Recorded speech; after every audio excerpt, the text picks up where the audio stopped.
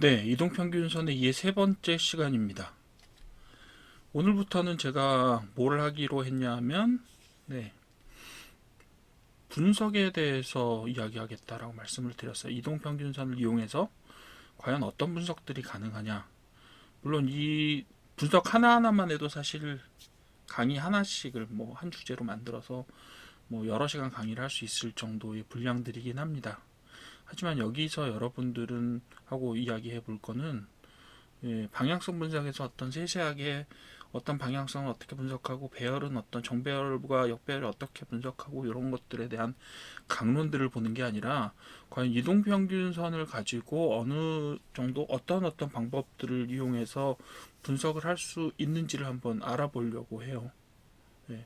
그래서 저희가 6가지 방법을 이야기할 수 있는데 실제로 지지와 저항 같은 경우는 뭐 지지 저항 따로 볼 수도 있지만 합쳐서 볼 수도 있기 때문에 세 번의 강의에 걸쳐서 6가지 정도의 분석 방법들을 한번 이야기해 볼 거예요. 뭐 실제로는 5가지일 수도 있고 6가지일 수도 있고 이래요.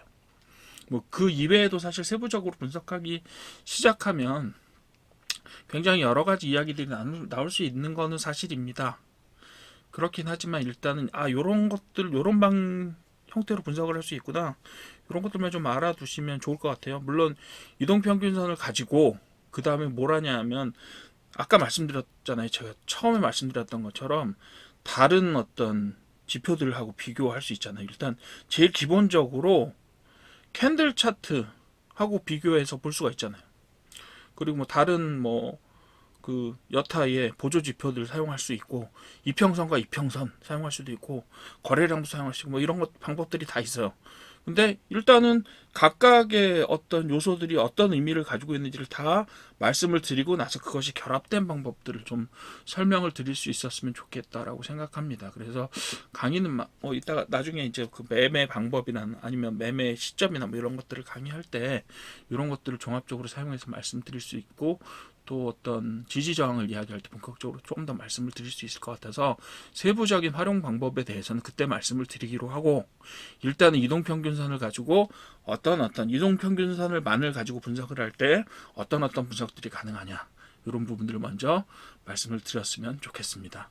첫 번째로 방향성에 대한 분석이에요. 제일 기본적이죠. 어떻게 보면 이평선이라는 게 상승하든가 하락하든가 아니면 횡보하든가 이런 세 가지 방향성을 가지고 있잖아요. 물론 여기서 제가 상승과 하락만 이야기를 하기는 했지만 뭐 상승 하락 아니고 횡보하는 경우도 많죠. 물론 횡보한다고 해도 어때요?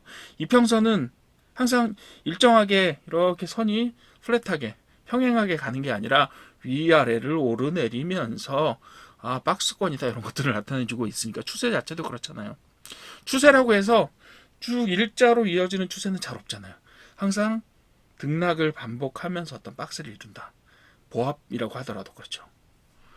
그런 형태로 되어 있기 때문에 이평선은 결국은 상승과 하락으로 이루어져 있다라고 말씀을 드릴 수 있겠죠. 자, 아래 보시는 건 제가 차트를 하나 따왔는데요. 여기 보시는 대로 여기에 이평선의 상승이냐 하락이냐를 나타내주는 그런 이야기들을 드리려고 만든 겁니다. 각 이동평균선의 상승과 하락 방향성을 가지고 분석을 할 수 있다라고 이야기하는 거고요. 일반적으로 뭐 단순하죠. 이동평균선은 결국 뭘로 만들어진 거예요? 말씀드렸잖아요. 종가를 모아서 만들어 나가는 것이 바로 이평선이다 이렇게 말씀드렸잖아요. 오늘의 이평선의 가격은 뭐다? 이전 N1, 그러니까 저희가 보통 N이라고 사용합니다. 제가 학교에서 강의하던 습관이 있어. 그 몇 개, 여러 개의 숫자들, 데이터들을 합산해서 평균을 낸 값이 오늘 나타나는 거예요. 즉 오늘의 값은 뭐예요? 과거의 값들의 종합이죠. 집계잖아요. 집계. 저희가 데이터를 집계한다 뭐 이렇게 얘기할 때 보통 평균이나 합산 이런 것들을 많이 따지는데 그것이 집계잖아요. 어떻게 보면. 그죠? 그래서 상승의 하락의 방향성을 나타내고 있다는 것은 결국 과거의 값들이 어떤 방향으로 움직이고 있는지를 집계해 놓은 그런 저희가 보통 가공 변수 혹은 뭐라 그러죠? 변수를 요거를 이제 유도해서 만들어낸 그런 변수라고 얘기를 하는 거죠. 그죠? 종가도 어떤 변수라고 말씀드릴 수 있고요. 이동평균도 하나의 변수예요. 변수긴 하죠. 근데 변수인데 이 이동평균이라는 변수는 뭐예요? 과거의 가격이라고 하는 것과 며칠이라고 하는 시간 간격을 가지고 만들어낸 그런 가공해 놓은 2차적인 어떤 변수다. 이렇게 보실 수가 있게 되는 거죠. 자, 여기 보시게 되면 이동 상승 시에는 단기선에서 장기선 순서로 상승 추세가 변경되며 하락 시에도 동일하다. 당연하죠. 가격을 가지고 만들었는데. 그죠? 이걸 마치 무슨 이동평균선 이야기할 때 그런 책이나 아니면 강의하실 때 그렇게 얘기하시는 분들이 있어요. 뭐 이게 어떤 의미를 가지고 의미가 아니라요. 가격을 가지고 만들었기 때문에 그렇게 될 수밖에 없다라고 얘기하는 부분 그 당연한 건데 그거를 마치 무슨 의미가 있는 것처럼 말씀하시는 분들도 있는데요. 여러분들 조금 단순하게 보십시오. 이동평균선은 단순하게 과거의 데이터를 집계한 것에 불과해요. 그것도 종가만요. 그렇기 때문에 너무 많은 의미 부여를 하지 마십시오라고 제가 누누이 말씀을 드려요. 예. 캔들 말씀드릴 때도 그랬죠. 이 세 개를 가지고 여기에 어떤 심리가 들어있고 이게 무슨 의미입니다라고 말씀하시는 분들이 많지만 사실 잘 몰라요. 그것만 가지고는. 그죠? 그런 위치에서 여러분들이 조금 더 그렇게 이야기하시는 분들의 이야기를 조금 더 의심하거나 조금 이게 맞나라는 좀 합리적인 생각을 좀 해보실 필요가 있어요. 예, 그렇게 말씀을 드릴게요. 상승치의 단기선에서 장기선 순서대로 상승 추세가 변경된다? 당연하죠. 예, 당연하죠. 예, 그렇게 될 수밖에 없어요. 단기선이. 왜? 예, 짧은 요 5일간의 그죠? 요 5일간의 저기를 이렇게 만들어 놓은 이게 주황색이라 잘 안 보이네요. 잠깐만 색깔을 바꿀게요. 흰색으로 되어 있네. 여기서 제가 파란색을 쓸게요. 요 5일간의 값이 합쳐져서 만들어진 게 요거 값이기 때문에 20일간의 지금까지 올라왔던 요 아래쪽의 값을 다 포함하고 있는 요 선보다는 당연히 높이 올라가 있을 수밖에 없고 뭐가 더 근접해요? 현재 종가가 근접하죠. 그렇게 될 수밖에 없어요. 현재 종가가 그래서 올라가고 있다라고 하면 당연히 5일선이 먼저 올라가고 21선이 전의 데이터를 포함하기 때문에 천천히 올라가고 60일, 120, 240일 선으로 올라갈 수밖에 없게 되는 거죠. 당연히 여기서도 상승 추세에서 5일선이 제일 먼저 21선, 그 다음에 60일, 120, 240일 선으로 천천히 올라가고 있는 걸 보실 수가 있죠. 여기도 마찬가지. 그죠? 여기서도 이렇게 올라갈 때는 이런 식으로 순서대로. 떨어질 때도 마찬가지로 5일선이 가장 먼저. 왜 5일선이 가장 먼저 떨어져요? 종가가 떨어지고 있으니까. 당연한 거잖아요. 네, 그렇게 보시면 된다. 뭐 이게 이렇게 써놨지만 이게 무슨 의미가 있는 것처럼 써놨잖아요. 제가. 네, 전혀 의미 없습니다. 당연히 그렇게 되는 거예요. 네, 그렇게 보시면 돼요. 자, 그 다음 볼게요. 배열 분석이라는 거 할 수 있어요. 배열 분석 여러분들 많이 보시죠. 예, 주식 해소하시는 분들 오늘의 뭐죠 급등주 이런 거 그죠 특징주 이런 거 표현하시는 분들 예, 할 때 뭐 여기서 역배열인 정배열인 이런 얘기를 많이 하시잖아요. 여러분들 다들 알고 계실 거고요. 예, 정의를 한번 다시 설명드리고 갈게요. 이평선 배열 분석은 일단 이평선의 배열이 이동평균선 줄여서 이평선이라고 말하죠 보통. 예. 뭐 앞으로 이동평균선 이평선 계속 제가 혼용해서 쓸 건데 뭐 다 여러분들도 익히 알고 계시고 자주 쓰는 표현들이니까 그렇게 알아두시면 돼요. 이평선의 배열이 정배열이냐 역배열이냐를 분석하는 것이 바로 이 배열 분석이라는 겁니다. 그죠? 여기 나오는 뭐 이평선이 상승하고 있습니다. 하락하고 있습니다. 이 얘기 나오죠. 방향성. 두 번째로 정배열입니다. 역배열입니다라고 얘기하면 그거 알아들으셔야 되잖아요. 어떤 의미인지 그리고 왜 그런지 알아두셔야 되잖아요. 예, 그거입니다. 자, 정배열은 뭐냐 하면 이평선이 위에서부터 높은 데서부터 현재 주가 단기 이평선, 장기 이평선 형태로 배열되었을 때 정배열이라고 합니다. 당연히 아까 말씀드렸던 대로 그죠?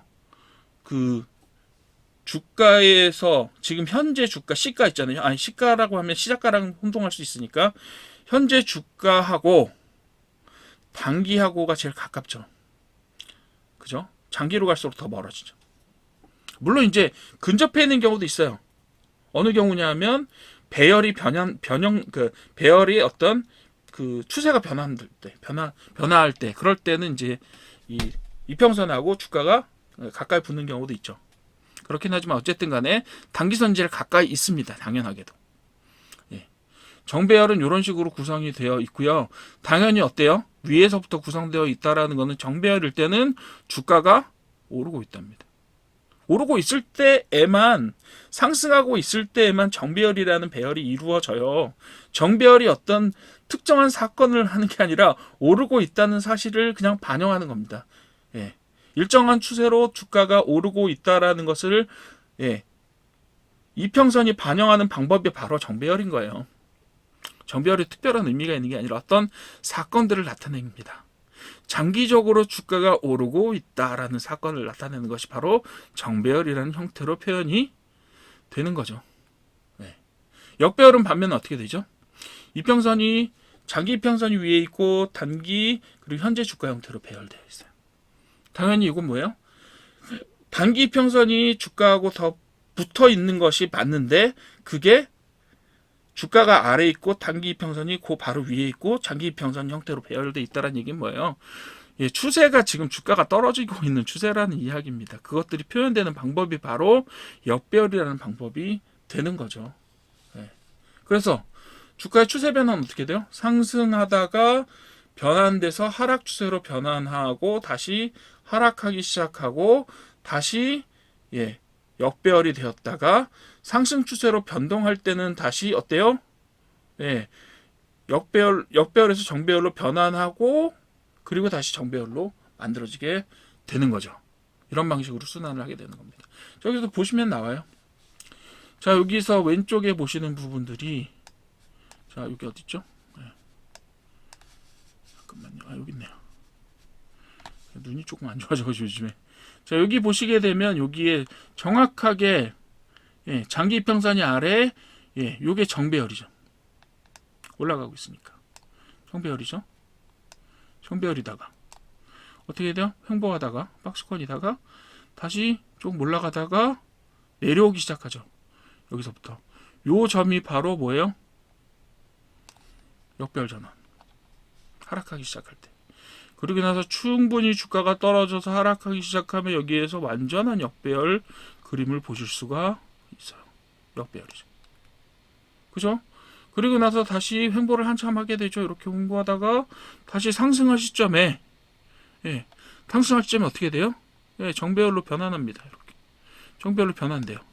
뭐 시점에 따라서 단기선과 장기선의 교차 시점이 좀 다르긴 하지만 어쨌든 여기서 뭘로 전환돼요? 정배열로 전환됩니다.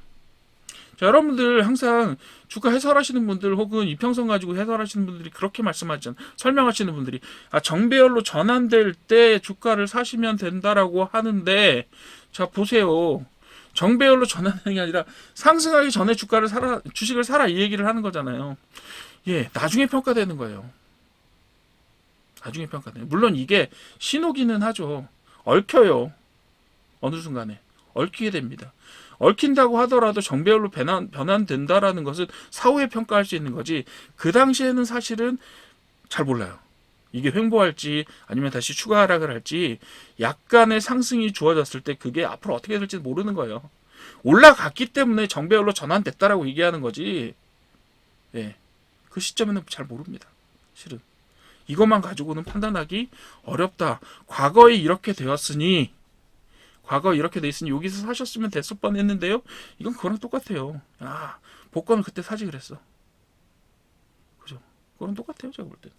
어떤 신호도 주지는 않아요. 하지만 장기적으로 올라간 시점에는 뭐다? 역배열에서 정배열로의 변환이 나타났다. 입니다. 나타났다. 그렇기 때문에 나타난 시점이라고 하면 역배열이 이렇게 추세로 지속되어 있는 시점보다는 아무래도 뭐예요? 올라갈 가능성이 조금 높기는 높겠죠. 올라갈 가능성이 조금 높아요. 이왕이면 가능성이 좀 더 높은데 가는 게 좋기는 하죠. 그렇지만 어때요? 그것이 바로 상승을 나타내 주지는 않습니다. 그 정도만 알아두시면 돼요. 그래서 절대적으로 어떤 현상이 나타났다. 이평선에서 어떤 현상이 과거에 그런 현상이 나타났을 때 그것을 평가하는 의미로 여기서 뭐 역배열에서 정배열로 전환 상승 전환이 나타났네요 라고 이야기할 수는 있겠지만 지금 얽혀 있다고 해서 그것이 정배열 전환이냐 아니냐를 판단할 수는 없다, 이렇게 보시면 돼요. 그 정도까지가 제가 이 배열에 대해서 드릴 수 있는 그런 말씀이 될 것 같습니다. 역시 제가 좀 부정적으로 말씀드리는 것 같긴 한데, 제가 기본적으로 말씀드리는 거는 뭐냐면요, 이 이평선 하나 가지고 판단할 수 있는 근거는 되지 못한다 입니다. 모든 것이 보여야 돼요. 모든 것이 모였을 때도 그것을 확률로 말씀드릴 수 있을 뿐이지 이것이 절대적인 기준은 되지 못한다라고 말씀드리려고 하는 것이 바로 제 진정한 의도가 되겠습니다. 첫 번째 분석 시간은 여기서 마치도록 하겠습니다. 아직 좀 부족하고 뭐 그런 부분이 있겠지만 여러분들 끝까지 들으시면 아마 좀 인사이트가 생기실 거라고, 저는 주식을 보는 눈이 뭔가 좀 약간 기술적인 분석에 대한 부분들이 조금 달라져 있을 거라고 생각을 합니다.